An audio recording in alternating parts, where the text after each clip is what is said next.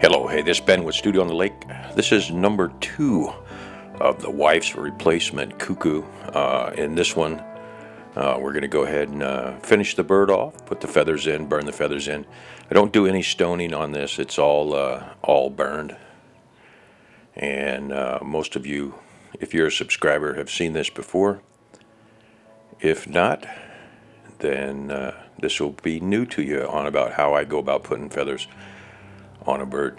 So the backstory is this guy was burned. Well, the original cuckoo is probably one of the first 10 or 15 different birds that I made 30 years ago. And the wife collected it like she does a lot of carvings. I'll make a carving and she will like it and say, okay, this is mine. And I'll tell her a lot of times, hey, that's a commission carving, it's a commission piece, and she'll say, I don't care, that's too bad, make another one. So I'm not supposed to have these, or have taken her cuckoo. It was in her china cabinet, or German Schrank. A little bit of this backstory behind that, and this is where we left it in the last video. So it was out in the studio, probably sitting on a table beside my chair, and it was lost in the fire. So she ordered another one, and it's just a little different style. And we'll pick up with this part 2. I've got a diamond ball burr in there, and I'm starting to set in the feather flow patterns. So I probably should have drawn a line down the middle of that head to show you what I'm up to, but we set the eyes in the last one, and then on this one I'm just doing little semicircular motions, kind of in the direction that the feathers are going to flow. So the feathers will be from the front of his beak down to the back of his head. That would be called a cap, typically on most birds. And then it goes down and it feathers, no pun intended, into the back feathers there. And this is what really makes the bird come alive. I won't put any finish on this. I like the burned look, and as we go through, I'll show you several different techniques on how I do this. But you'll notice with this round burr, and that's in the 40 to 50,000 RPM carver, and it's an Oz. It's an Oz Elite. It'll set you back about $750, $800. I like it. It's the bit size is 3/32. I use a ram carver also, micro carver, power carver, whatever you want to call it, hand piece. And the ram is the iCube, ICUBE, and it's a little bit cheaper, about $350. But I run an 1/8 inch collet in that one. And then I run a 3/32 inch collet in this second one, and I like that because I don't have to change the collets, and I don't have to have an 1/8 inch collet in there with a 3/32 reducer, which you can do. I find that I lose the 3/32 reducers, and I just like having 2 hand pieces set up. The 1/8 I typically run with the bigger burrs, either a saber-tooth burr or a Kutzall burr, and they're a little bit more aggressive. A lot of the smaller diamonds and the ruby bits I will run in the 3/32 or the this particular handpiece that I'm running right now.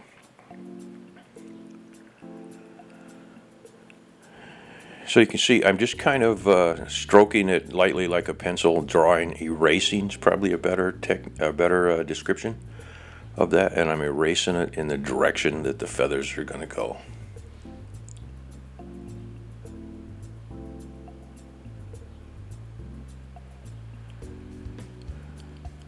I have made a lot of these little birds. They are probably the best seller, with exception of a few decoys and a few of the signature loons. If you go and look at those, I've got probably 2 more videos that need editing still. The next one I'm getting ready to do will probably be one on my bandsaw as I set that up. And there you can see, you could get away almost with stoning him right now, or leaving him where he is and putting maybe a stain on him. and he would be done, but I can't do that. So this is a wood carving, dual wood carving burner. Has 2 pins, two sides, and that's a micro skew, and it comes from PJL Enterprises, next door to Wisconsin here in Minnesota. And the original one that I used to run was an Ultima combination, which had a burner, pyrography tool, and then also had a micro handpiece, power handpiece. He quit making the hand pieces because he was having trouble getting the quality of ones that he wanted, and he ran a pretty high quality micro handpiece, but they all come from China nowadays and Korea, basically, and they're relatively the same with the exception of the quality of the interior parts. And he just gave up because he couldn't get one that he felt confident warranty in. And as a consequence, now I lost 2 of those burners. Used to run, or not burners, but Ultima combo kits, the burner and the handpiece in the studio fire. And I since replaced them with the 2 I talked about earlier. If you want more information on those, I do have a couple videos out on the differences between the hand pieces and the different companies. I'm not sponsored by any of them.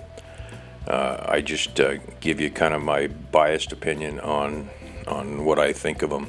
The current one I have right now, the Oz makes a Oz 2 Plus and an Ultima, or a 2 different burner, or not burners, but can't even talk today. So the 2 different high quality power carver, micro carvers, and they both seem to be pretty good. Mike over at Stennis Sticks uses the Oz 2 Plus, I believe, and I use the newer of the 2 of those. And my only complaint about it thus far would be that it does get a little warm in my hand after 30 minutes of use. I don't know that they were designed for that, but my old ones did not do that. So there's the head, and now I'm going to get to the point where I'm starting to set the wing in. And I'm burning these pretty deep. And then as soon as I'm done burning this pattern in, I looking to see it. I don't think I drew this in, and I don't know why. Maybe I didn't intend for this to be a teaching video. Maybe I don't remember when I did this a couple weeks ago. But I'm setting in the feathers on the wings, and that would be the first part. Now I'm kind of doing the little bubble that sticks out on the wings, and then of course the wing tips and the wing feathers are folded up. And this is not anatomically correct. This is just a stylized artistic version that I've done 4 years. And you saw, if you went back and look at the first video, the original cuckoo that I did many years ago, or one of the originals, and I continue to use that one for a pattern to set them up, and then I put it aside once I get the basic shape and let it develop. So this didn't come out. I had a section in here that's showing you with the a micro carver and a diamond or a ruby burr in there. I went ahead and rounded these feathers over. Now I'm going back and setting the shape of the feather once again. So I used the burner initially, in this case, kind of as a drawing tool, like you would a pencil. And now I'm running pretty heavy and hot and undercutting the wingtip feathers there. And then I will come back and start to burn. So here's the burn on the feathers. When I'm done with this, you'll see I take a micro brass brush and I brush through it, and a lot of the carbon will come off. You'll see a little different coloring. I brushed the head off, and it was probably done either a day before or a couple days before, or maybe a couple hours earlier. This stuff tends to lighten. If I left this just like it was, it would lighten up, and the whole thing, all the burn marks would start to look about the same color, so they would equalize out. But once you first burn them, it's a lot darker, and I take the micro brass brush and brush off the carbon, and it kind of brings it all to a same color. Now this section that I'm doing right now, this is the first pass, and I usually end up with about 3 passes on these. So the first pass, once you see that I brush this carbon off, the lines will not be as well defined. A couple of them will stand out and that sort of thing. I will go back and I can actually see every place I was with the pen, and I can redo those. And like I said, I will do those 3 times probably to get them happy. One more time to finish up the stuff, the little flaws that I see once I brush this off. And then the third time is towards the end of this video, and it is the final pass. And at that point I'm looking for a little bit of color that I'm going to leave in the burn, and I'm also undercutting a few feathers and making things stand out. So it'd be the final pass, but I will go on the final pass even and take the carbon off with a brass brush. So if you're trying to do a baby bird, as far as I can tell, I'm the only one that does it this way. I do a little bit of overkill on the burn. If this guy is going to be painted and he's not, I do a lot more with the burning. If I wasn't going to paint him, I could do just about most of the stuff that I have here with a little ceramic stone. And the goal is, if I were to put paint over this, you would see all those same lines that you see in the burn without the highlights from the burn. I'd have to paint the highlights back in or underneath. So there you see that's the first burn, and you can see that they're a little bit wider and not quite as defined. But the second pass will take care of that. And this is the way that I work little birds, almost always in the same section. So I laid out the chest feathers, and being a baby bird, they're going to be sticking out a little bit more, a little bit rougher. And I'm coming back with that ruby bit, and I'm rounding those over. You'll notice that I'm kind of cutting back in where one feather lies over another one. The underside feather I take and cut back. Right there's a good example. And then I round it over. I'm not particularly trying to make it real clean because I want it to be a little bit rougher. If I was doing a competition decoy, I would and was going to paint it with oils instead of acrylics, I would probably go back and sand the snot out of those things until they were completely smooth and a real nice flow down from one feather to the next feather. So here's the initial burn on the front. A lot of times on the front and the sides of the body, I can get away with one pass, or perhaps one pass with the final finishing pass on the stuff that's important, which being the wings and that sort of thing, with just a little bit of touch-up.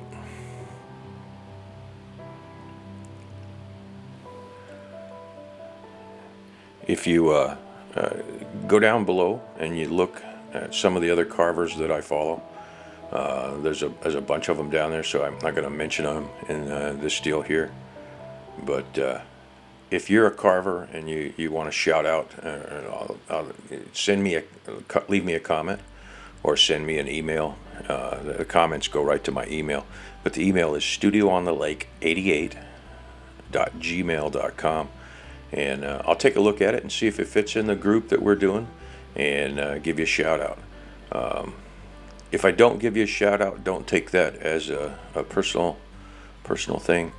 I just may not have got around to it or whatnot. I will look at some of the stuff you're doing. I'm not a judge. I don't judge people's artwork, but I am a little bit of a critic on folks' attitude towards other folks on YouTube.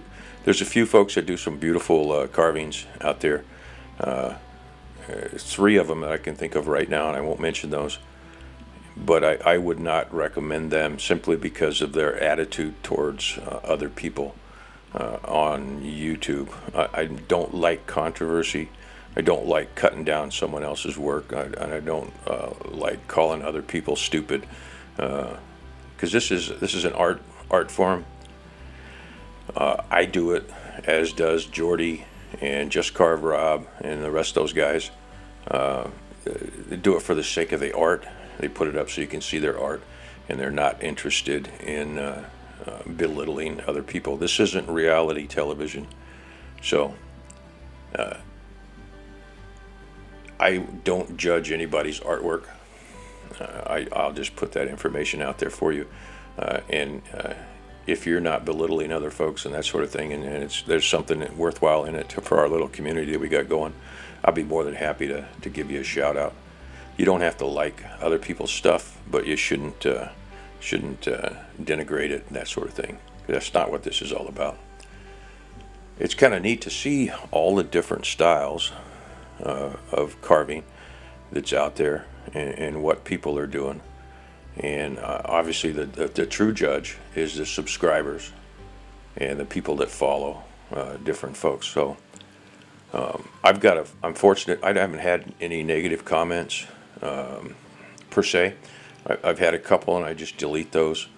I don't get too wrapped up about it. They're not necessarily negative comments, but I don't like any of the trolls. I think some folks have a lot more problem with those than I do. I put this stuff out for you guys to enjoy. So if you're not a subscriber, go ahead and subscribe. If you would, doesn't cost you anything. It certainly helps the channel out. I do have a Buy Me a Coffee link down there, although I don't necessarily need that. I'm not going to go to the poorhouse if you don't buy me a coffee, but it's there if you appreciate the work. And I want to thank everybody that did buy me a coffee after the studio. That helped quite a bit in getting a few new tools going, and it made me feel good after my initial guilt of accepting money in there. So here's the Baby Cuckoo. It was ordered by the wife, and I was bad, and I took hers out of the cupboard for a pattern, and it didn't make it back. Now, granted, it did take her 3 or 4 months to figure out that it was missing, but when she figured out it was missing, she had a pretty good idea where it went and who had it. So I had to make another one. I said in the last one, I think this one's a little bit better than the original. Some of the birds I really like, others I don't, but it doesn't make any difference because people that have bought them over the years will buy one that I don't particularly like and think it's the greatest thing in the world. So there's what it looks like. Always sign your pieces. Jordy talks about that. Someday maybe somebody can get rich from your carvings. But here's the Baby Cuckoo. He's kind of got a twisted look about him. I don't know why. I don't know what's gone wrong in his life to make him not happy. Those are Tohican glass eyes. And if anything, I would put a medium or low gloss or a matte finish on him maybe, but I don't typically with these birds. They just kind of age. So there you have it. I think the next video will probably be the bandsaw setup, and then hopefully right after that I'll get started on that Raven series. Hey, this is Ben with Stu and I Lake. Thanks a lot for all you do for me. Thank you.